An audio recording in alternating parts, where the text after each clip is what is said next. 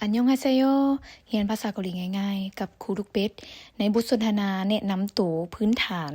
และในบทสนทนานี้เราจะได้เรียนไวยากรณ์เยโยเยโยอึนนึนอันยองฮาซิบนิกา저는 니따입니다.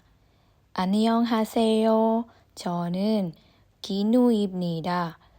만나서 반갑습니다. 만나서 반갑습니다. A สบายดีค่อยแม่นนิตา B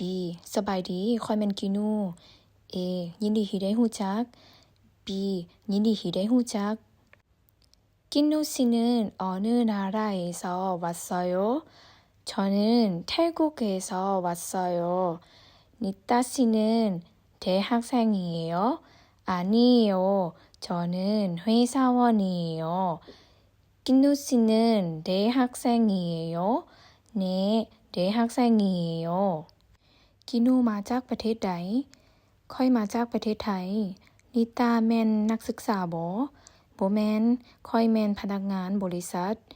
กินูเดแม่นนักศึกษาบ่แม่นแล้วค่อยแม่นนักศึกษาอีเยโยเยโยล้วนแปลว่าเป็นหรือว่าแม่นการนำใช้แม่นจะนำใช้หลังคำนามซึ่งอีเยโยไปกับตัวที่มีตัวสะกด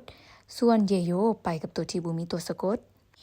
และเยโยแม่นรูปแบบสุภาพทั่วไปถ้าว่าเป็นแบบทางการเราจะใช้ว่าอิบนีดาถ้าเป็นคำถามจะใช้อิบนิกะบ่ว่ามีตัวสะกดหรือบ่มีตัวสะกดส่วนอื่นๆมักวางไว้อยู่ต้นของประโยคเป็นคำชี้หัวข้อของประโยคหรือว่าชี้ประธานของประโยคใส่หลังคำนามเพื่อชี้บอกว่าคำนามนั้นหรือประธานนั้นในประโยคแม่นมีการกระทำหยังหรือเป็นหยังแม่นใส่กับคำนามที่มีตัวสะกดส่วนนึนแม่นใส่กับคำนามที่บ่มีตัวสะกดแต่ว่าการใส่อื่นๆยังมีหลายกรณีซึ่งเราจะเฮ็ดคลิปสอนละเอียดแยกต่างหากเนาะ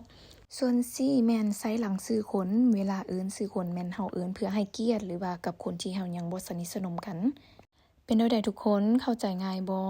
ถ้าว่าเข้าใจช่วยเติมไวยากรณ์ในช่องว่างในประโยคนี้ลงคอมเมนต์นี้ได้เด้อสุดท้ายขอเป็นกำลังใจ